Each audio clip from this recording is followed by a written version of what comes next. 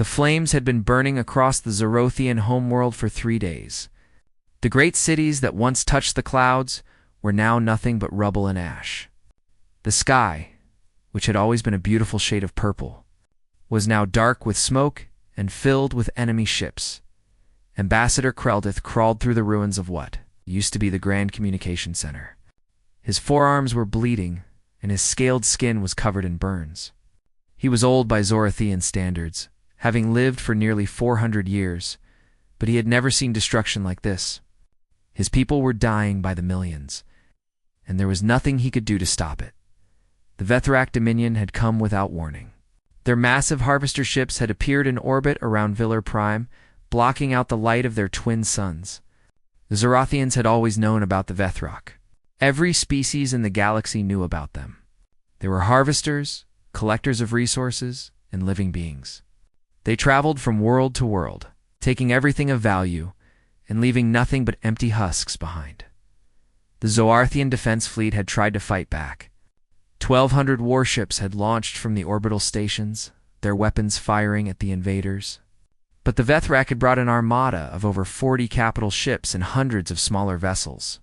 The battle lasted only 6 hours. When it was over, the Zorothian fleet existed only as scattered debris floating in the darkness of space. Kraloth finally reached the emergency transmitter. It was old technology, something that had not been used in centuries, but it still worked. He powered it on with shaking hands and began to speak. "This is Ambassador Kreldith of the Zorathian Confederacy," he said, his voice breaking with emotion. "We are under attack by the Vethrak Dominion. Our fleet has been destroyed. Our cities are burning. Our people are being taken. We plead for mercy. We beg for aid. Any vessel, any species, please respond. Our children are dying. Our civilization is falling. Please, someone help us." He sent the message on all frequencies, in all directions. He knew it was probably useless. The Zorathians had not made many friends in the galaxy. In fact, they had made many enemies through their arrogance and their belief that they were superior to other species. Kreld remembered clearly what his government had done to the humans 15 years ago. Earth had applied to join the Galactic Trade Consortium, hoping to gain access to advanced technology and trading rights. The Zorothians had led the effort to reject their application. Kreldith himself had given the speech before the Senate, calling humans primitive, fragile, and unworthy of galactic respect. He had laughed at them. He had mocked their short lifespans and their soft bodies. He had said that species like humanity would never amount to anything in the grand scheme of the universe. Now, as his world burned around him, Kreldith wondered if anyone would come to help a species that had treated others so badly, 6,000 light-years away. The Earth Space Navy Battleship S Resolute was completing a routine patrol near the border of human-controlled space. The ship was enormous, stretching nearly 2 kilometers from bow to stern. She was the pride of Earth's fleet, equipped with weapons that could crack planets and armor that could withstand almost any attack. Commander Lisa Bennett sat in the captain's chair, reviewing reports on her datapad. She was a woman of 42 years, with gray streaks in her dark hair and deep lines around her eyes. She had been in the Navy for 20 years and had fought in 3 major conflicts. The scars on her hands told stories of battles won and friends lost.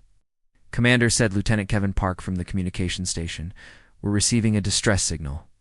It's coming from very far away from the Villar system." Lisa looked up from her reports. "The Villar system? That's Zorothian space." "Yes, ma'am."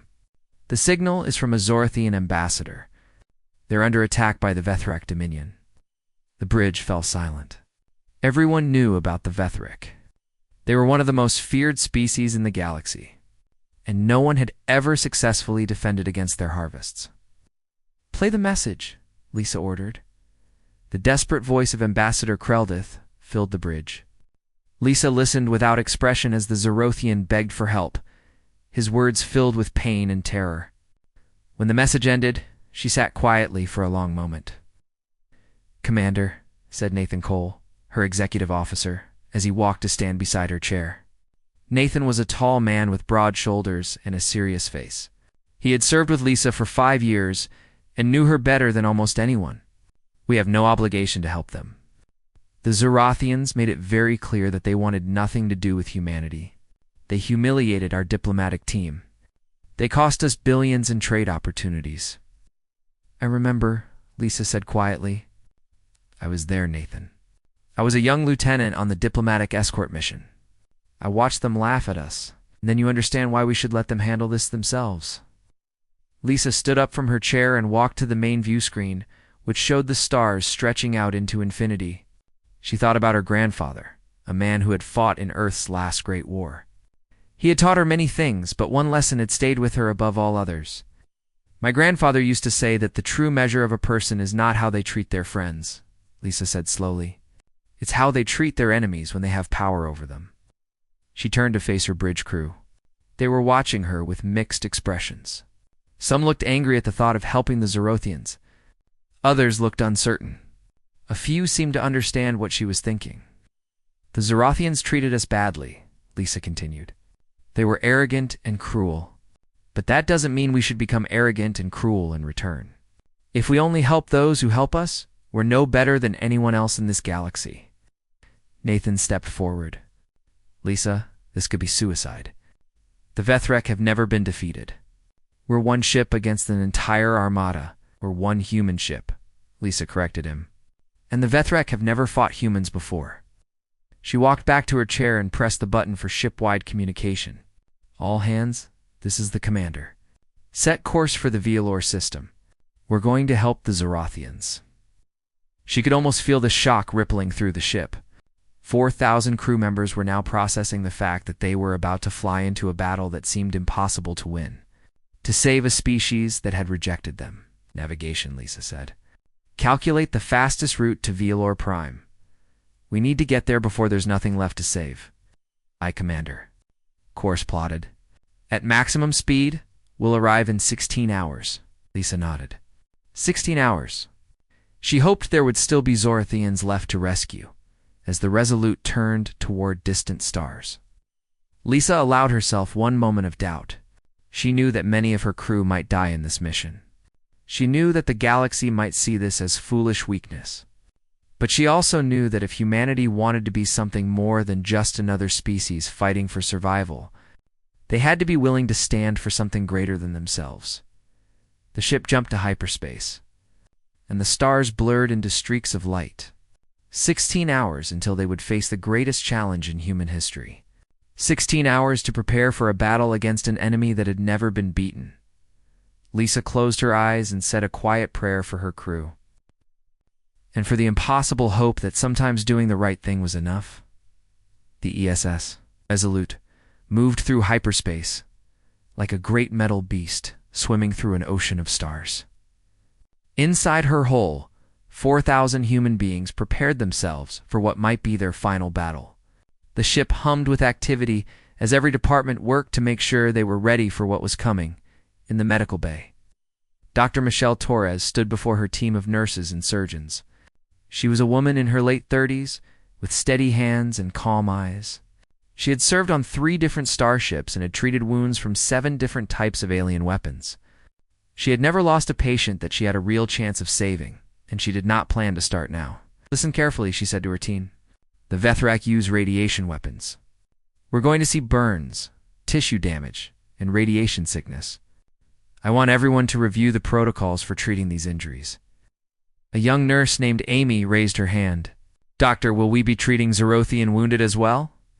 If any Zorathians make it to our ship, yes, we will treat them exactly the same as our own people.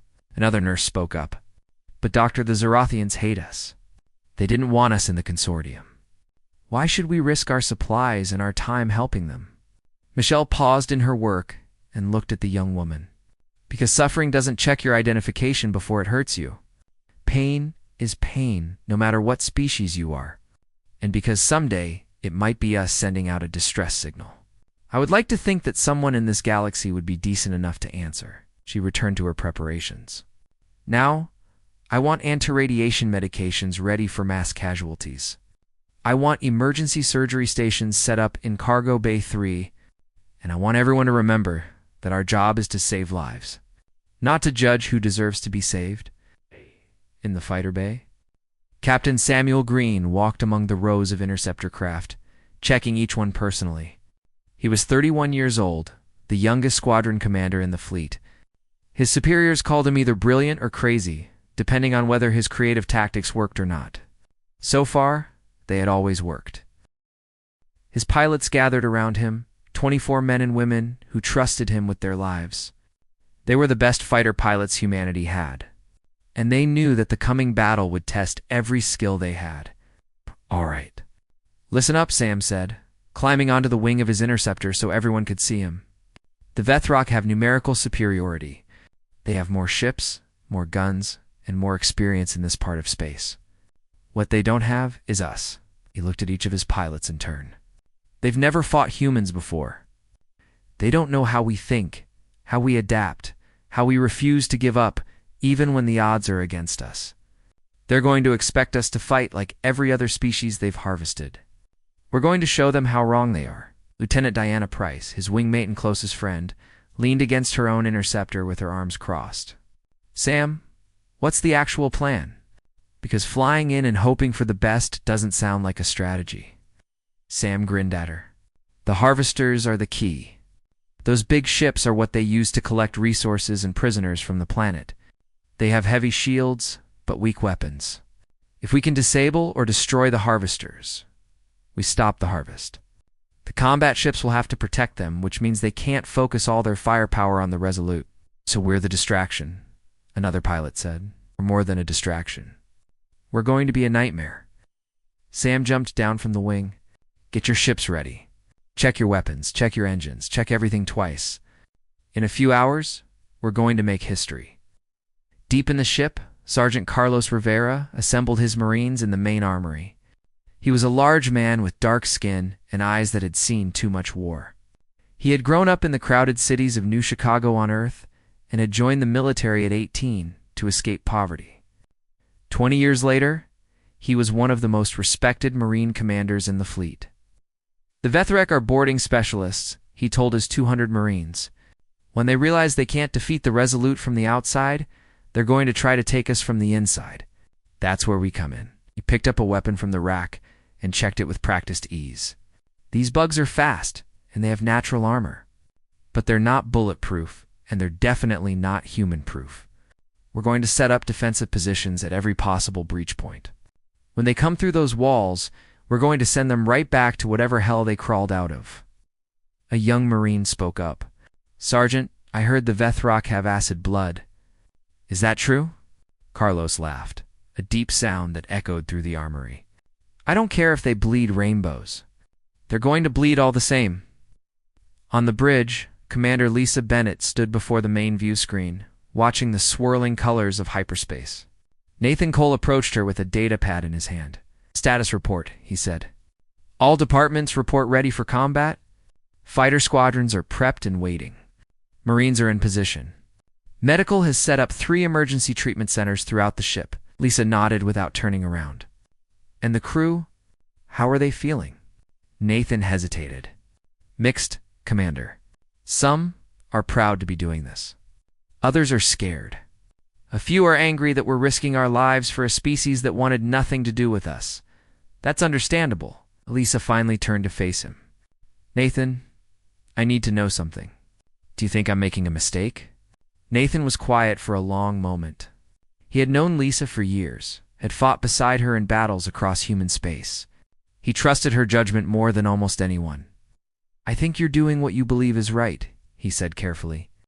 "I think you're putting our crew in danger for people who might not be grateful.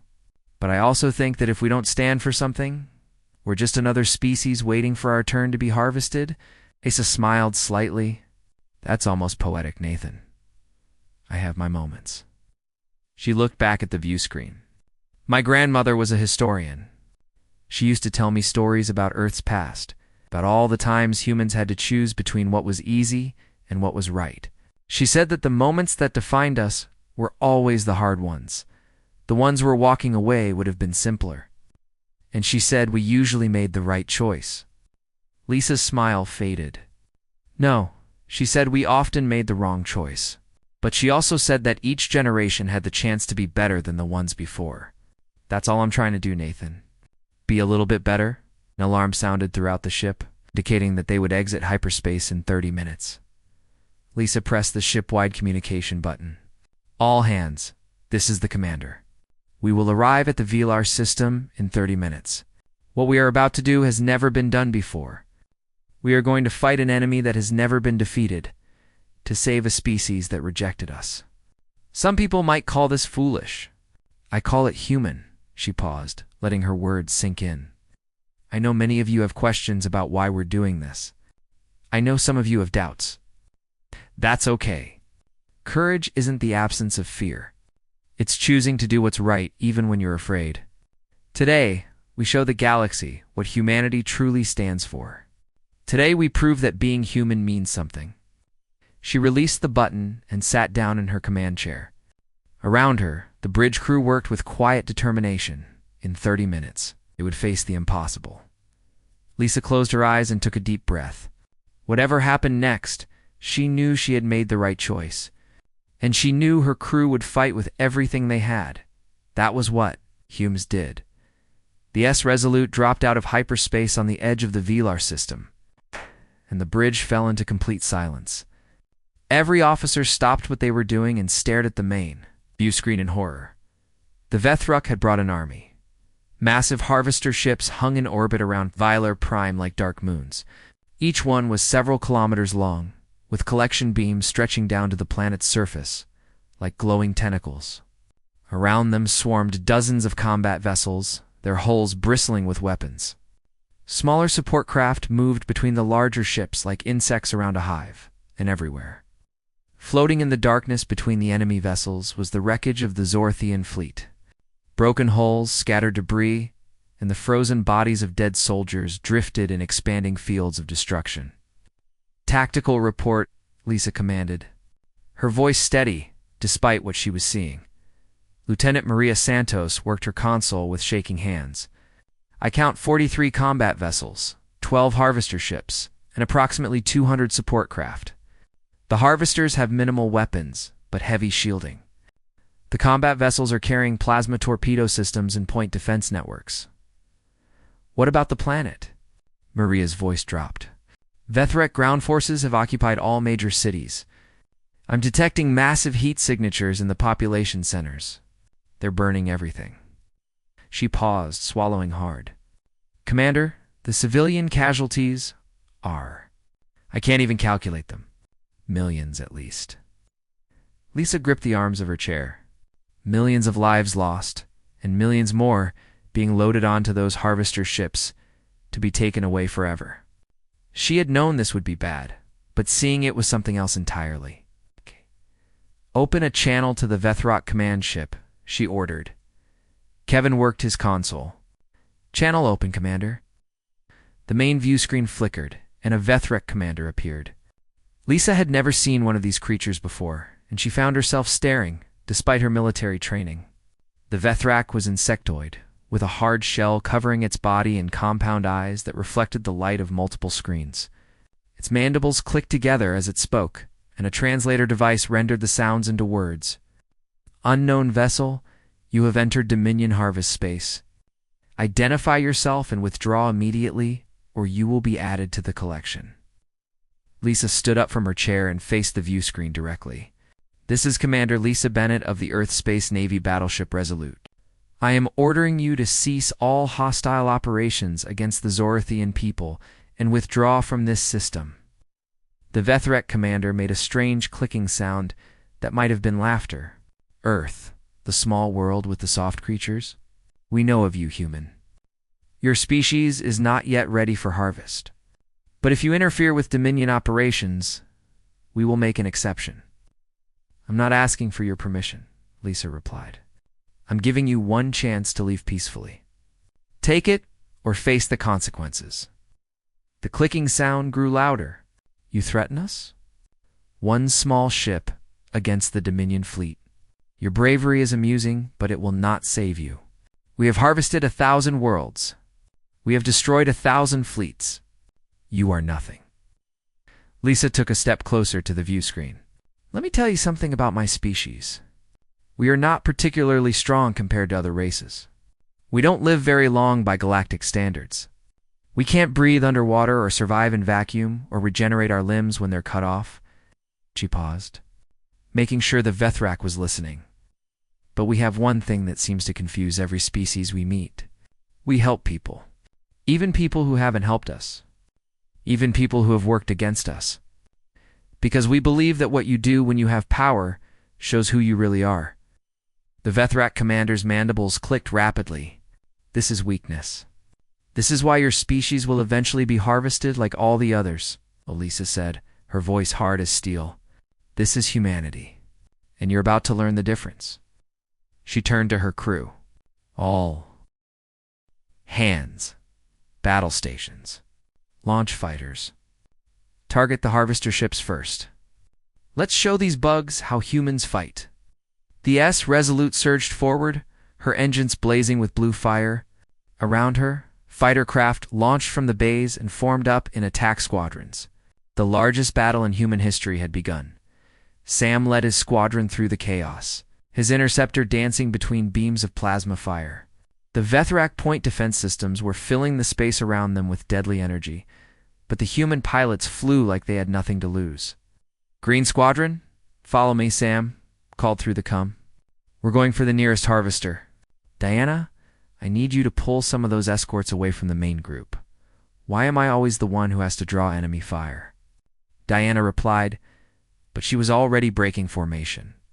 Her interceptor spiraled away in a series of unpredictable movements, and 6 Vethrak escort ships immediately gave chase.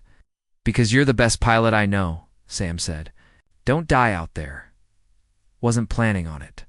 The Resolute's main batteries opened fire for the first time in the battle. Railgun rounds, massive metal projectiles accelerated to incredible speeds, crossed the distance to the Vethrak line almost instantly. The first hit struck a combat vessel in its center section, and the kinetic energy of the impact tore through its hull like paper. On the Vethrak command ship, alarms began screaming. The commander watched in disbelief as one of his combat vessels exploded, then another. What is happening? He demanded.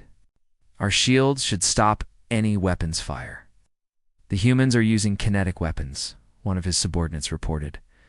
Physical projectiles at very high speeds. Our shields are designed to stop energy attacks. The solid matter is passing through and hitting the hull directly. The commander's compound eyes flickered between multiple screens showing the battle. This was not how harvests were supposed to go. The prey was supposed to fight for a little while, and then die. They were not supposed to actually hurt the Dominion. Send 3 cruisers to close range with the human ship, he ordered. We will board them and take their vessel. Then we will learn their secrets. 3 Vethrak cruisers broke from the main fleet and accelerated toward the Resolute. Their intention was clear to everyone watching. On the Resolute's bridge, Nathan pointed at the tactical display. Commander, those 3 ships are closing fast. They're heading straight for us. I see them, Lisa replied. She was watching the enemy vessels approach with something that might have been satisfaction. They're going to try to board us. Should we change course? Try to keep them at range? Lisa shook her head. No, let them come. Nathan stared at her. Commander, you can't be serious. The Vethrak are known for their boarding tactics. If they get inside the ship, they'll meet Sergeant Rivera and his Marines.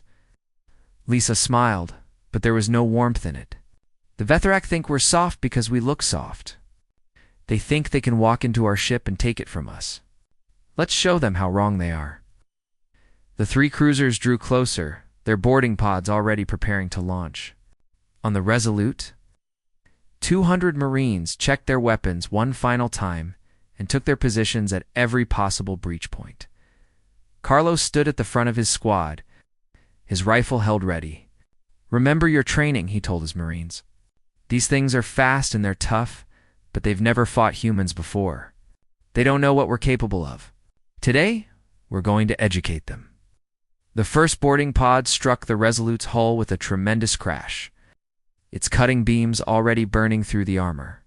Then another hit, and another. The Vethrak were coming, and the humans were ready.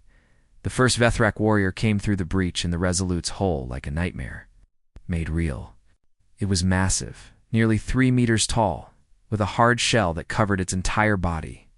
Its forearms ended in razor-sharp claws, and its compound eyes glowed red in the emergency lighting. Behind it, more warriors poured through the hole in the wall, their mandibles clicking in what might have been excitement or hunger. Sergeant Carlos Rivera was waiting for them. Open fire. He shouted, and his Marines let loose with everything they had. The corridor filled with the sound of gunfire, the flash of weapons, and the screams of alien creatures that had never expected this kind of resistance. The first wave of Vethrok warriors fell under the concentrated fire. Their natural armor not enough to stop bullets designed to penetrate. Starship hulls, but more kept coming. The Vethrok fought with terrifying speed and strength. One warrior took 3 shots to the chest and kept moving, its claws cutting through a Marine's armor like it was made of cloth. Another used its multiple arms to fire weapons in 2 directions while climbing along the ceiling. Carlos put his rifle against the head of a charging Vethrok and pulled the trigger. The creature collapsed at his feet, and he immediately turned to engage the next one. "Hold the line," he bellowed. "Don't let them get past this corridor." The fighting spread throughout the ship as more boarding pods attached and released their warriors. The Vethrok had expected easy prey, soft creatures that would surrender or run. Instead, they found humans who fought with a fury that defied explanation. In Medical Bay, Dr. Michelle Torres was treating a wounded Marine when the door exploded inward. A Vethrok warrior came through the opening, its claws dripping with blood. The nurses and orderlies screamed and scattered. Michelle didn't. "Run." She grabbed a surgical laser from the nearby tray and pointed it at the warrior's face. When it lunged at her, she activated the laser and burned straight through its compound eyes. The creature screamed, a terrible high-pitched sound, and stumbled backward. A wounded corporal on the floor drew his sidearm and put 3 rounds into its chest, finishing it off. "Doctor." The corporal gasped. "I thought medical officers weren't supposed to fight." Michelle was already moving to her next patient. "I'm not fighting," she said. "I'm protecting my patients." There's a difference. Outside the ship, the space battle raged with equal intensity. Sam's squadron had managed to disable 1 harvester ship, and they were now fighting their way toward a second.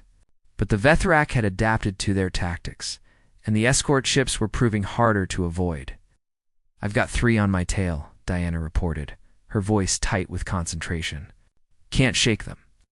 Sam pulled his interceptor into a tight turn and came up behind the pursuing Vethrok. "I see them." "Break left on my mark." He lined up his shots carefully. "Mark." Diana's interceptor veered sharply to the left, and Sam's weapons tore through the first pursuing ship. The second one tried to follow Diana, but Sam was already on it, his guns blazing until it exploded into fragments. "Thanks," Diana breathed. "That was close. Just don't mention it. Now let's finish that harvester." The Resolute was taking heavy damage. Vethrok weapons had burned through sections of her hull, and fires were spreading in several compartments.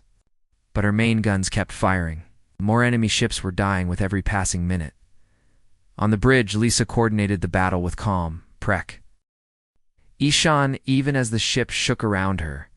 3 Vethrok combat vessels had been destroyed, and 2 more were badly damaged. But the Dominion fleet still had overwhelming numbers, and reinforcements were arriving through hyperspace. Commander Kevin reported we're detecting more enemy ships entering the system. At least 20 more combat vessels. Nathan looked at the tactical display with grim eyes. "We can't win this, Lisa. There are too many of them." Lisa knew he was right. For every ship they destroyed, more appeared. The Resolute was fighting magnificently. But one ship could not defeat an entire armada, no matter how brave its crew was. But she also knew something else. She knew that down on the planet's surface, millions of Zorathians were watching this battle. They were watching a human ship, crewed by a species they had rejected and mocked, fighting and dying to protect them. "We don't have to win," Lisa said quietly. "We just have to show them that someone cares enough to try." Below, on the burning surface of Villar Prime, Ambassador Kreldeth watched the battle through a cracked view screen. He had gathered the survivors of his government in an underground bunker, and they all stared in disbelief at what they were seeing. One ship, The humans had sent one ship against the entire Vethrock armada, and that one ship was fighting like nothing Krelduth had ever seen. Why? Asked one of his aides, a young female Zorathian who had lost her family in the first day of the attack. Why would they come? After everything we did to them, why would they die for us? Krelduth did not have an answer. He had spent his entire career in politics, building alliances based on mutual benefit and self-interest. The idea that someone would sacrifice themselves for people who had treated them badly was completely foreign to his understanding of the universe. But watching the human ship fight, watching the bright flashes of its weapons and the explosions of enemy vessels, Krelduth felt something he had not felt in centuries. He felt ashamed. "We cannot let them fight alone," he said suddenly. His aides looked at him in confusion. "Ambassador, our fleet is destroyed. What can we do?" Krelduth walked to the planetary defense computer and began entering commands. "Our fleet is destroyed, yes, but our surface orbit batteries are still intact. We stopped using them because we believed they were obsolete, that they could not make a difference against modern weapons." His fingers moved faster across the console. Perhaps we were wrong. Perhaps we stopped believing in ourselves too easily. Across Velar Prime, ancient defense systems that had been dormant for generations began to wake up. Plasma accelerators rose from hidden bunkers. Mass drivers turned toward the sky. Directed energy weapons powered up for the first time in centuries. On the Resolute's bridge, Maria suddenly sat up straight at her console.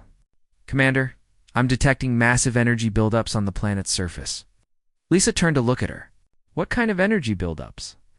"Weapons, signatures, hundreds of them.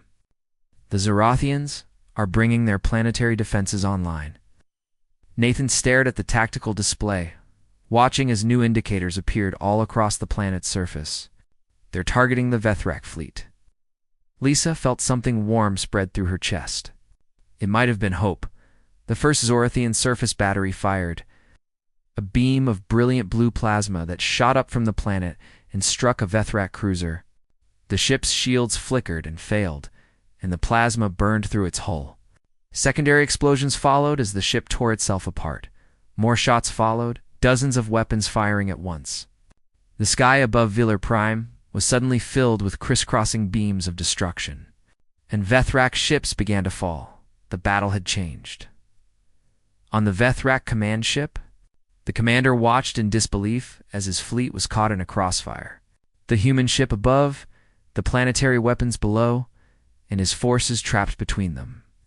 "All ships withdraw," he ordered, his mandibles clicking in fury. "This harvest is cancelled. Retreat to the rally point." The Vethrak fleet began to disengage, their ships turning away and jumping to hyperspace one by one. The harvesters, too slow to escape quickly, were targeted by both the Resolute and the planetary batteries. They died in great explosions of fire and light, their collected prisoners never to be taken from their world. Within an hour, the skies of Velar Prime were clear.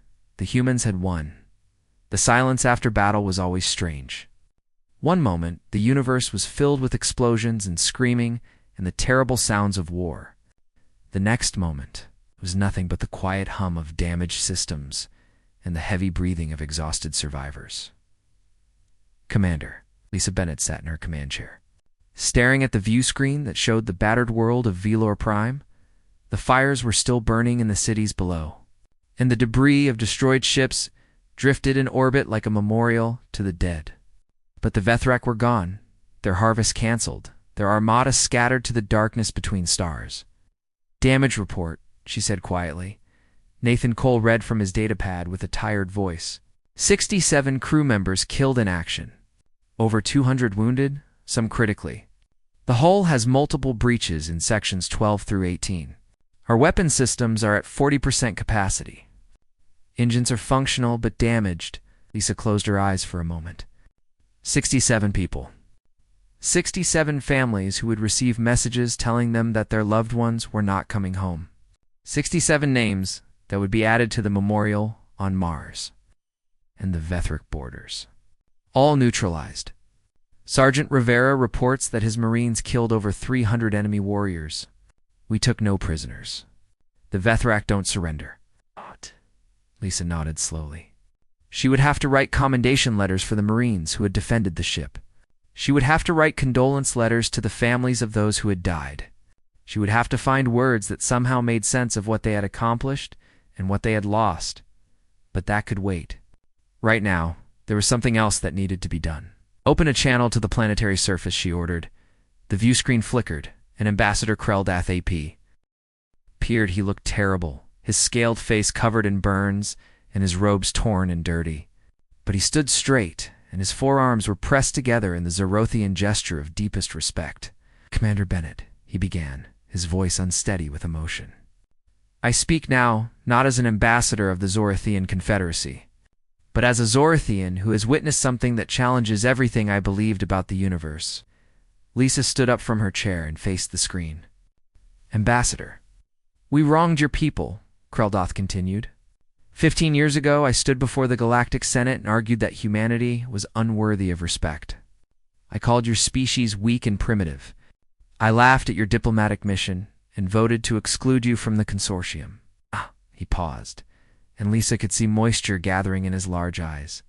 For a species that was not supposed to cry, it was a remarkable sight. And when our civilization faced extinction, when the Vethrak came to harvest our world and destroy our people, you came anyway. You brought your ship across thousands of light years to fight for us. Your people bled for us. Your people died for us. His voice broke. I do not understand this. It defies logic. It defies every principle of self-interest that governs galactic politics. Lisa thought about how to respond. She thought about the 67 crew members who had given their lives, about the wounded lying in medical bay, about the families who would grieve when the Resolute finally returned home. Ambassador, she said slowly, we didn't come here for gratitude. We didn't come here expecting anything in return. We came because it was the right thing to do. We came because we believe that how we treat others, especially those who have wronged us, defines who we truly are. Kreldath shook his head slowly, as if trying to process something that went against every instinct in his body. Your people died for strangers who had rejected them. Your commander sent her ship into certain destruction to save a species that wanted nothing to do with humanity. How is this logical? How is this reasonable? Lisa smiled, and for the first time since the battle began, there was genuine warmth in it. It's not logical, Ambassador. It's not reasonable. It's human. She stepped closer to the view screen. We're a young species by galactic standards. We don't live very long, and we're not very strong. We can't do most of the things that other species take for granted, but we have something that seems rare in this galaxy. We have the ability to care about people we've never met. We have the capacity to see suffering and want to stop it, even when it would be easier to look away. Is this what defines humanity? Kreldath asked. This willingness to sacrifice for others? It's part of what defines us, Lisa replied. The best part, I like to think, we don't always live up to it. We've made plenty of mistakes in our history. We've been cruel and selfish and short-sighted, but we keep trying to be better. That's all any species can do. Kreldath was silent for a long moment. Then he bowed his head in a gesture that Lisa recognized as the deepest form of Zorathian submission. Commander Bennett, I must tell you something. When I activated our planetary defense systems, when I ordered our weapons to fire at the Vethrak, it was not because I thought we could win. It was because I could not bear to watch your ship fight alone. I could not bear to see humans dying for Zorathians, while Zorathians hid in bunkers and did nothing. He looked up again, and there was something new in his eyes, something that looked almost like hope. You have changed something in me today, Commander. You have shown me that there is more to the universe than politics and self-interest. The Zorathian Confederacy owes humanity a debt that we can never repay. But we will spend the rest of our existence trying. The communication ended, and Lisa sat back down in her chair. Around her, the bridge crew was quiet. Processing everything they had heard and everything they had experienced, Nathan walked over and stood beside her. You know, he said softly, the other species in the galaxy are going to hear about this. The Vethrak will tell everyone that humans intervened in a harvest We risked our most powerful ship for a species that had rejected us. Lisa nodded. Yes, they will. They'll think we're either completely crazy or extremely dangerous. Lisa turned to look at him, and there was something in her eyes that Nathan had never seen before. It might have been pride, or it might have been something deeper. Good, she said. Let them wonder. Let them try to figure out why a species would sacrifice for strangers who offered nothing in return. And let them realize that if we'll do this for our enemies, imagine what we'll do for our friends. She pressed the ship-wide communication button one final time. All hands, this is the commander. The battle is over. We have won. We have saved the Zorathian people from extinction, and we have shown the galaxy what humanity truly stands for. Her voice was tired but strong. We lost 67 of our brothers and sisters today. We will mourn them. We will remember them. And we will make sure that their sacrifice meant something. They died so that millions could live. They died standing up for people who couldn't stand up for themselves. There is no more honorable way to fall. She paused, looking around the damaged bridge at the exhausted faces of her crew. I am proud of every single person on this ship. You have shown me, and the entire galaxy, the best of what humanity can be. Set course for home. We have a lot of letters to write and a lot of stories to tell. The S Resolute turned slowly away from Velar Prime, her scarred hull catching the light of the twin suns. Behind her, on a world that would never forget this day, the Zorothians emerged from their shelters and began to rebuild. And across the galaxy, species who had dismissed humanity as irrelevant, as unimportant, as just another race of soft creatures waiting to be conquered, began to whisper among themselves. The humans were small. The humans were fragile. The humans lived brief lives, but the humans had done something impossible today. They had stood up to the Vethric Dominion, not for power or resources, but for strangers who had wronged them. They had shown the galaxy that strength was not just about weapons and numbers. It was about the choice to help those who needed help, even when it was hard, even when it hurt. The humans were coming to the galactic stage, and they were bringing something the galaxy had never truly seen before. They were bringing hope in the years that followed. The story of the Resolute and the Battle of Velar Prime spread to every corner of known space. Species that had ignored humanity began to seek alliances. Species that had dismissed them began to show respect. And the Zorathians, true to their word, became humanity's greatest allies. Standing beside Earth in every conflict and supporting them in every diplomatic endeavor. But for Commander Lisa Bennett and the crew of the S Resolute, the reward was simpler. It was the knowledge that they had done the right thing, not because it was easy, but because it was right. And that in the end was what it meant to be human.